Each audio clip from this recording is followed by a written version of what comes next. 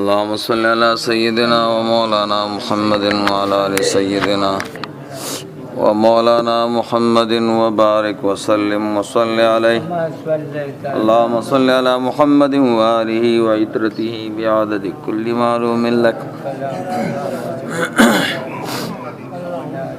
اللهم صل على سيدنا.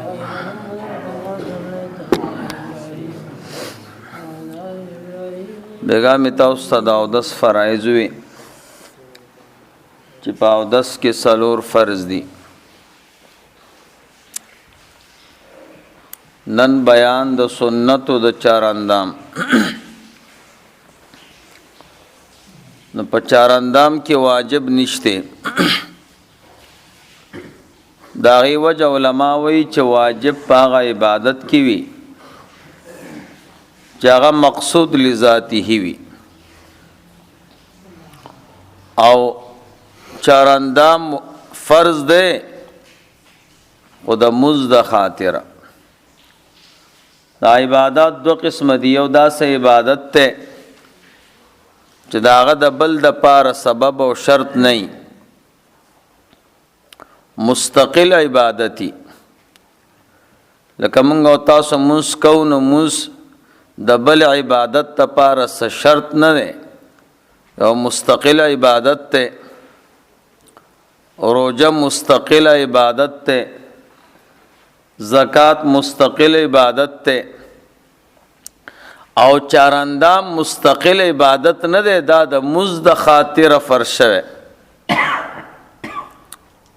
نو که یو سړی چاراندام کوي او مز نه کوي د موز د پاره نه کوي نو په دې چاراندام ثواب نه ملاويږي.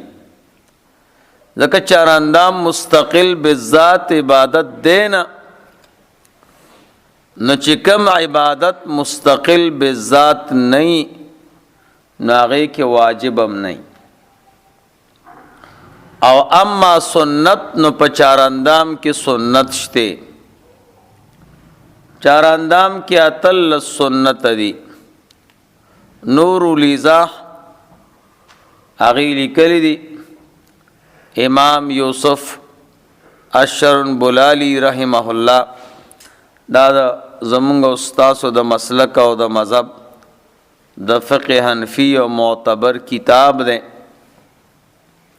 نو هغه وایي چې په چاراندام کې اتل سنت دي. پہلا نمبر سنت په چاراندام کې بسم الله ویل دي.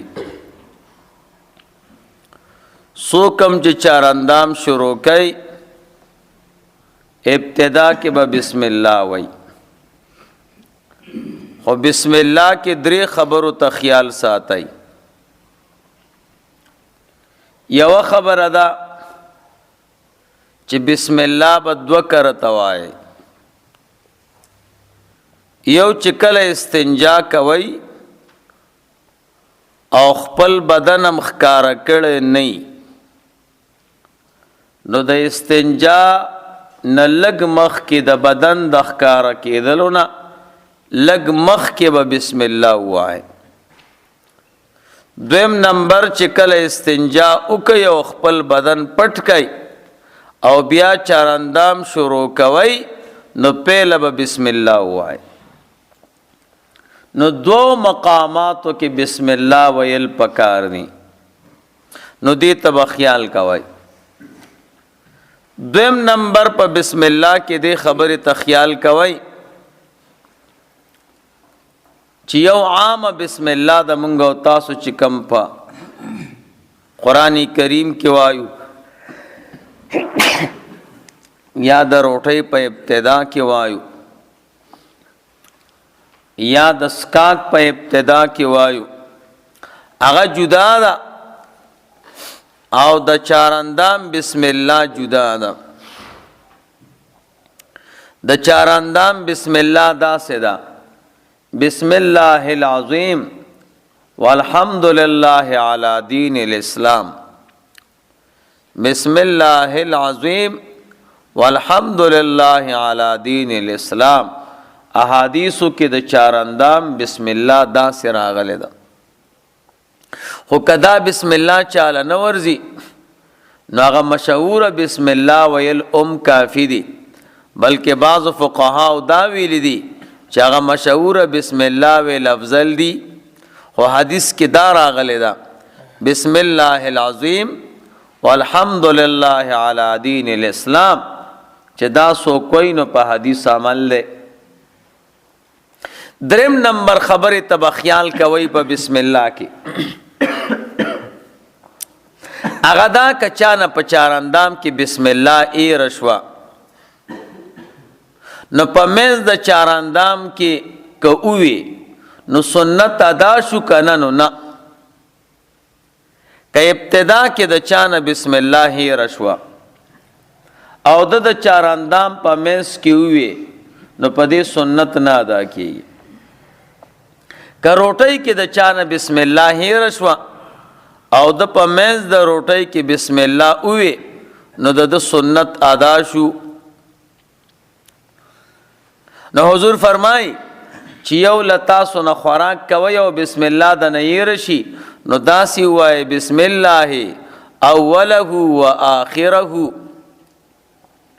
بسم الله اوله و آخره داسي وای نو په دې سنت ادا کیږي.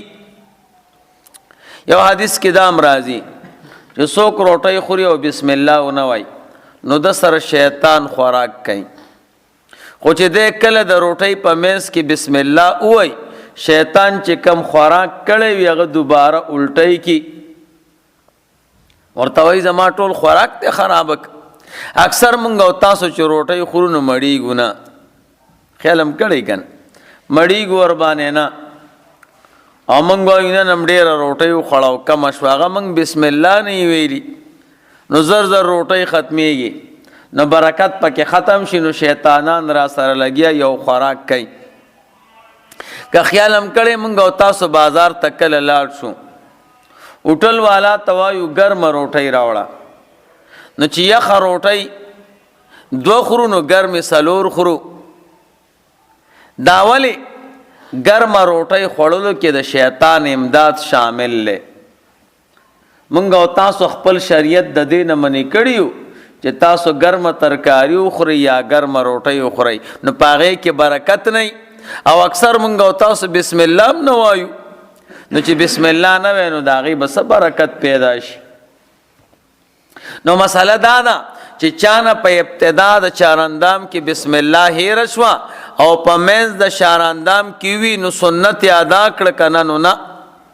او که ابتدا د خوراک کې ته بسم الله هېره شوه او په منځ د خوراک کې ورته بسم الله یاد شوه نو سنت ادا شو کنه نو او نو دا ولې د چاراندام جدا مسله ده د خوراک جدا مسله ده. دا ولې وې دا ځکه چې چاراندام ټول یو عمل دی. که یو سړی په چاراندام کې لاسونه ووینځي نو چاراندام یو شو نه دی شوی. که مخ ووینځي صرف نو چاراندام یو شو. که خپې وینځلې نه چې دا ټول مکمل کې نو دې ته چاراندام وایي. او اما خوراک چې دی نو هر نوړی مستقل خوراک دی. کله کله مونږ او تاسو یو نوړی والو څوک راته هلکه روټۍ وخوره یاره بس ما وخوړه لږه مې وخوړه خو مې وخوړه نو ټولې روټۍ ته یو عمل نه وای او ټول چاراندام ته یو عمل وای. نو د دې وجه نه چې څومره نوړۍ دې خوړلې دي او د هغې نه وروسته بیا ته دوباره بسم الله وی نو دا مستقل خوراک دی. هر نوړی مستقل عمل دی او چاراندام خو مکمل ټول یو عملو. نو ابتدا د چاراندام کې بسم الله ویل پکار دی. که چا منځ کې وي نو سنت نه ادا کیږي او خوراک خو هر نوړی مستقل خوراک دی. نو چې تا کم ځای کې بسم الله وي نو دا د خوراک په ابتدا کې بسم الله ویل دی. دا فرق دی پکې. نو دې دریو خبرو ته به بسم الله کې خیال ساتئ. څلورم نمبر خبره هغه دا ده که یو سړی بسم الله په چاراندام کې ووایي نو څه فایده ده او چې وی نه وایي نو څه نقصان دی. نو نبی علیه صلات وسلام فرمایي چې چې چا د چارندام په ابتدا کې بسم الله وې نو د ټول بدن د ګناه نه پاک شو. که کم یې وینځه او کم یې ونه وینځه. او که یو مسلمان په چارندام کې بسم الله ونه وې نو هغه اندامونه د ګناه نه پاک شوي دي چې کم یې وینځل، چې کم د وینځلو نه پاتې شو نه د ګناه نه پاتې شو، اکی ګناه باقی پاتې ده. نو بسم الله کې برکت دا ده چې دې سره ستا ظاهري او باطنی بدن ټول پاک شي. او کته بسم الله اونوي نو کوم اندامونه چې دی وینځل بس دغه پاک شو او باقی پاتې دي. نو بسم الله کې ډېر برکت ده. ګوره سپی دی او مردار دی او پلیت دی او تا حلاله او بسم الله دی پاکیږي. صرف خوراک ناروا ده، وخه پاکه ده. داسې مردار څاروي چې څومره دي بغیر د خنزیر نه چې ته به بسم الله ووایې نو هغې سره هغه پاک شي. اگر که خوراک ناروا دی د هر پاک سیز خوراک خو نه وي پکار. خاوره پاکه ده خو خوړل حرام دي. دا شنه بوټي چې څومره دي تمباکو پاک دي خو څکل او خوراک حرام دي، زهر دي. نو بسم الله کې فایده ده. دویم نمبر سنت په چارندام کې مسواک وهل دي. او د الله کارونو ته ګورئ، مسواک کې بیا دننه 22 سنت دي. مسواک زمونږ او ستاسو د دین او د اسلام یو مهمترینه مسله ده.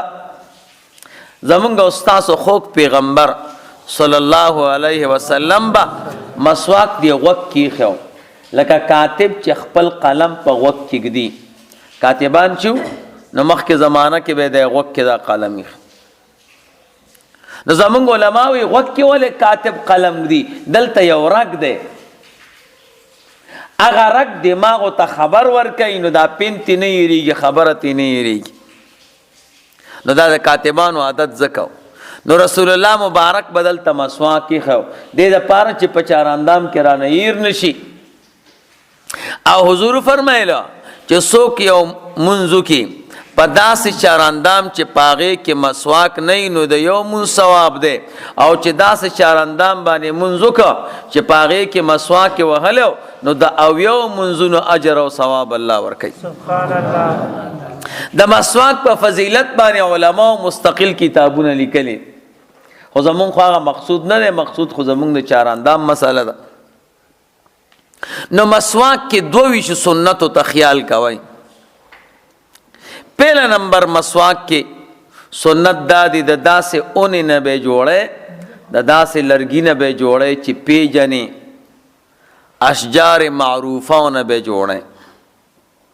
د هغې وجه دا ده چې په دې ونو کې داسې ونې شته چې هغه زهریله دي. نو که ته د هغې نه مسواک جوړ کې نو کیدی شي چې مرۍ او خوله دله خرابه کړي. نو چې کومه ونه پیژنې نه نو د هرې ډکې نه به مسواک نه جوړی. دویم نمبر مسله په مسواک کې دا ده چې مسواک به د داسې ډکې نه جوړی چې څه ناسه تریخوالی پکې وي. د هغې بیا فایده دا ده چې خوله ښه صفا کوي، غاښونه ښه پاکوي. دریم نمبر مسله پکې دا ده مسواک چې کم ونې نه جوړوئ چې ډېر زیات پوس نه وي ولی بیا خو خوله نه پاکوي. دا بازار کې چې کم مسواکونه تور خرڅېږي نو دا بیا آخره کې دومره پاسته شي، تراخه خو وي خو پاسته شي چې بیا هغه خوله نه پاکوي. نو بیا خیر دی کټ کوئ نو چې ډېر زیات پوس نه وي. څلورم نمبر مسله په مسواک کې دا ده چې مسواک به په ابتدا کې یو لیشت وي کم از کم. که بیا وروسته وړوکی کېږي خیر دی، خو چې کله مسواک ته شروع کې چې یو لیشت وي. پنځم نمبر مسله دا ده چې مسواک به یو طرف ته استعمالی، دواړه طرفونه به نه استعمالی. شپږم نمبر مسله په مسواک کې دا ده چې مسواک کله ووهې نو د هغې کم طرف چې ته استعمال کړی هغه به لاندې ږدې او دا پاک طرف چې کم نه دی استعمال هغه به برکې دې لپاره چې هغه زیاتي اوبه تې توی شي.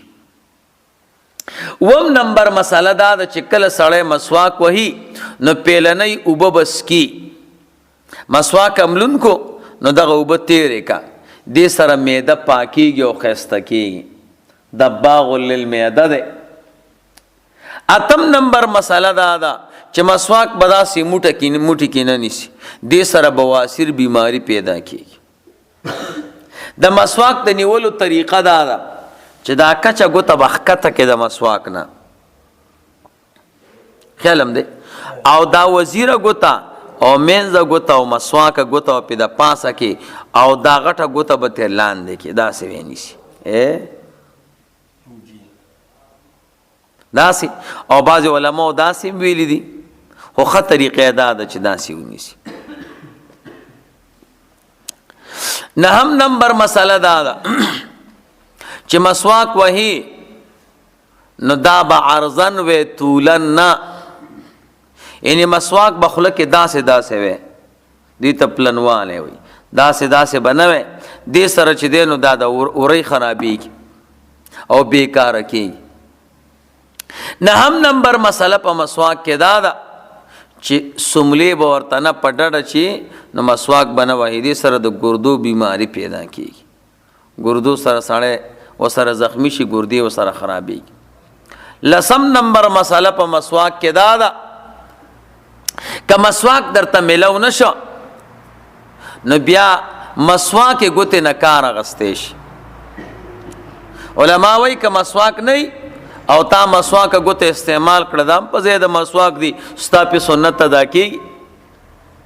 یو لسم نمبر مسله دا ده که په یو ځای کې مسواک میلاوېده نو په حالت د سفر کې مسواک وړل ښه نه دي او که نه میلاوېده نو بلکل ځان سره یوسه. دولسم نمبر مسله دا ده چې مسواک کې شرکت مکروه ده. درې څیزونه دي علما وایي چې کې شرکت ښه نه دی. یو ته منګز وایي دویم ته مسواک وای او دریم ته بیبي وای دا درې څیزونه بچا سره نه شریک. منګزم چې دوه کسان خپل منځونو کې استعمالي دې سره دشمنی پیدا کیږي او خفګان پیدا کیږي. تر دې پورې علما وای که د یو زنانه دوه ماشومان پیدا شو ملاګانې سره نښتې وي او د مور منګز راواغسته او د دوه ماشومانو په منځ کې راخ کنو څه موده پس به جدا شي. نو موږ او تاسو کورونو کې یو شیشه ایښی او منګزم پکې ایښي او ور سړی پکې لګیایي نو زموږ او ستاسو کورونو کې څومره ډېرې جګړې او اختلافات دي. او بله مسله دا ده چې ګیرم ګومنځه کړه یا امسر ګومنځ که یا زنانو ګومنځ که نو موږ او تاسو ویښته هم داسې غورځو. د شریعت مسله دا ده چې دا به کټ کې او همداسې به نه غورځې دې باندې که انسانان جادو ونه کړي نو پیریانې کوي او چې کټ شي نو بیا پې جادو نه کېږي. دا زمونږ او ستاسو زمانه کې خلک د زنانو ویښته را جمع کوي چې پوره ویښته او بار ملکونو والی وړي. دا ولې نه په دې باندې دوی جادوګري کوي جادو کوي او مسلمانان پې بیماری او خفه کوي نو په دې کې د دوی خپل مقاصد دي. نو دې سره به احتیاط کوئ چې ویښته کټ کوئ. نو مسواک کې شرکت مکروه ده. یو خبره ده دیارلسم نمبر مسله دا ده که یو سړی بیمار و مسواک نه شو والی نو بیا روغ سړی مسواک ورته لوندولی شي او پستولی شي بیمار لی ورګول شي. رسول الله مبارک بیمارو نو عایشې صدیقې رضی الله عنها ورته مسواک لون که خوله مبارکه کې ورته و پوست نو بیا ولا ورک او که دا ضرورت نه نو بیا به نه استعمال. څوارلسم نمبر مسله په مسواک کې دا ده چې مسواک د سړو د پاره سنت دي. زنانه به مسواک نه وهي ولې د زنانو د خولې هغه غوښه چې ده نو هغه کمزورې ده هغې سره خرابېږي. نو د زنانو د پاره جولې او د سړو د پاره مسواک یا د زنانو د پاره دنداسه او سړو د پاره چې دی مسواک. کم سړی چې دنداسه مګي نو ښایسته نه ښکاري خولې هم سره وي او شونډې هم سرې وي هلکه مسواک مګه که نه دې سره بس ګزاره روانه ده د دې وجې نه زموږ شریعت وایي کوم څیز چې رنګ جوړی نو هغه به سړي نه استعمالی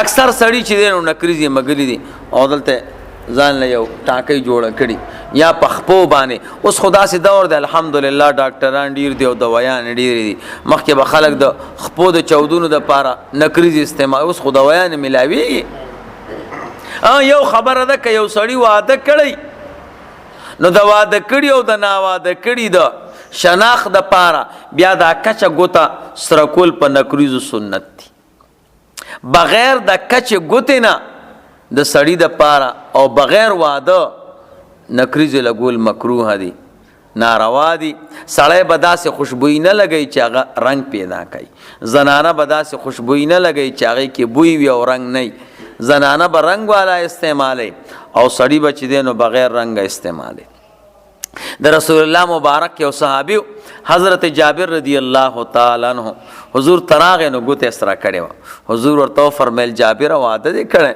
وی یو قربان واده مې کړی وی پیغله جنۍ دې کړې ده او که کونډه وی قربان کونډه مې کړې ده حضور ورته وی ته خو ځوانې ولې دې کونډه کوله وی صاحب زما پلار وفات شوی دی او ما ته خویندې پریښې دي نو که ما بله جنۍ راوستی وی نو زما د کور نظام نه برابرېده نو د خپلو خویندو د خاطره مې ورته پوخ عمر والا ښځه راوسته چې دوی کنټرول کي د دې عذر د خاطره ما کونډه وکړه نو حضور ورته فرمیل حق ته رسېدلی جابر نو د سړي دپاره صرف چې واده یې کړی نو دا کچه ګوته چې دی نو سره کولی شي او نور به نکریزې نه مږي سړی چې نکریزې مږي تاسو ته مې د جمعې په ورځ کې هم کړې وه نو په ګیره باندې نکریزې مګل دا سنت دي رسول الله مبارک په ګیره باندې نکریزې نه دي مګلي ځکه د حضور ګیره توره وه او نکریزې خو په هغه ګیره مګي چې هغه سپینی په سر باندې نبی علیه السلام نکریزې اچولې دي ولې د سر د پاره یو علاج دی سپږې او داسې زونه پکې ورکېږي او خیرې نو که سر توره می نو نکریزې وله فایده کوي او چې ګیره تورې نو نکریزې وله څه فایده کوي نو نبی علیه صلات وسلام نکریزې په ګیره نه دي خي خو احادیثو کې د هغې ثبوت راغلی اجازت پکې شته خو تورې نه زمونږ او ستاسو دور کې خلک ګیرې تورئ او بیا وایي چې دا موږ دا شیمپو دی خو تور دی دې کې څه مقصد دی دا نکریزې دي خو تورې دي که وسمه ده او که نکریزې ده او که شیمپو دي خو مقصود توروالی دی هغه علت غایي خو درته میلاو دی که نه نو ګیره تورول ښه څیز نه دی دا سپین ډکي دا د مسلمان دپاره نور دی او رڼا دی په دې به خوشحاله کېږي شپاړسم نمبر مسله دا ده که د یو سړي ورۍ خرابې وي اکثر د انسان بای سړي ورۍ ډېره زیاتې خرابي هغه چې مسواک مګي نو هغې نه وینې ځي نو هغه برابرېږي نه نو بیا که دقه سړی مسواک نه استعمالی او جول استعمالی نو بیا خیر دی خو علاج هم شته ښه یو ونه د هغې ته مونږ او تاسو خروله وایو پېژنې د دې خرولې دا ډټ چې دی دا چې راوال یو ایره یې کوي ویې سوځوئ او دا په ګوته باندې په دې ورۍ باندې غاښونو باندې مګئ نو دې سره غاښونه هم پاکېږي او مضبوطېږي بیا به وینه نه کوي نو علاج هم شته اوس خو الحمدلله ډاکټران دي نو هر څه میلاوي ولسم نمبر سنت په مسواک کې دا دی چې سړی یوازې د چارندام د پاره سنت نه دی چې سړی د خوب نه پاسېږي نو ام به مسواک وایي اتلسم نمبر سنت دا دی چې څوک اوده کېږي نو مسواک به وایي نولسم نمبر سنت دا دی چې غیبت وکړي نو ام به مسواک وایي ځکه دا غیبت هم د مسلمان غوښه خوړل دي شلم نمبر سنت دا دی که چا غوښه وخوړه یا هغه څیز چې په اور پخ شوی دی نو د هغې نه وروستو چې دی نو مسواک ویل ام سنت دي مونږ او تاسو زمانه کې دا وابیان چې دي دا ډېر قمقل دي دوی چې کله غوښه وخوري یا عامه غوښه وخوري نو بیا چارندام کوي وی ګوره حدیث کې راغلی دي چې چا د اوغ غوښه وخوړه نو چاراندام دی وکي نو هغه چاراندام نه دی، هغه وضو دی، هغې ته وضو لغتن وایي. وضو لغتن دی ته وایي چې لاسونه وینځي او خوله کنګال کړي. نو دا عامه مسله ده چې سړی روټۍ وخوري نو بیا به لاسونه وینځي او خوله کې به اوبه واچوي نو به واپس توی کړي، دې ته وضو لغتن وایي. یو شرعن دی هغه صرف د مونځ دپاره دی، نو دې دلته مودس کوي او چاراندام کوي. 21 نمبر مسله په مسواک کې دا ده چې ډډه چې والي یو څیز ته نو مسواک به نه وایي. دې سره علما وایي بیماری پیدا کېږي، نو چې ډډې والی نو مسواک به نه استعمالی. 22 نمبر مسله دا ده چې مسواک وهي نو څنګه به وهي؟ نو مسواک به اول لوند کې اوچ نه چې لوند شي نو د هغې لږه ایسه اوبه به تېرې کړي، نو بیا د ښي طرف جامه بره طرف ابه مسواک کې، بیا د ګس طرف بره او بیا د ښي طرف لاندې او بیا د ګس طرف لاندې او بیا مخې طرف ته. دا د مسواک طریقه ده. او بعض علماء دام لیکلی دي چې کله مسواک د خولې نه فارغ شو نو بیا په دې ژبه باندې یو 2 ځل راکاږه.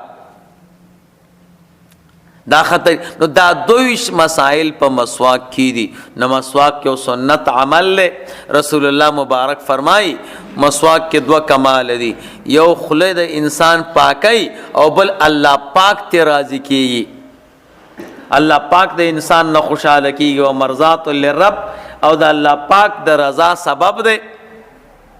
روزه کې مسواک ویل لوا دي کنه، نو زمونږ استاد مسلک دا دی چې آو روزه کې د سارې مسواک والے شي او د ماښام مسواک والے شي.